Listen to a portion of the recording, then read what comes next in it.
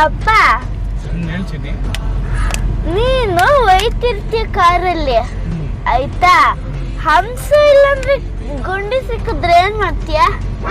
ಚಿನ್ನಿ, ಕಾರಲ್ಲಿ ಹೋಗ್ಬೇಕಾದ್ರೆ ಏನಾದರೂ ಹಂಸಗಳು ಗುಂಡಿ ಸಿಕ್ಕಿದ್ರೆ ನಿಧಾನ ಸ್ಲೋ ಮಾಡಿ ಇಳಿಸ್ಬಿಟ್ಟು ಹತ್ಕೊಂಡು ಹೋಗ್ತೀನಿ.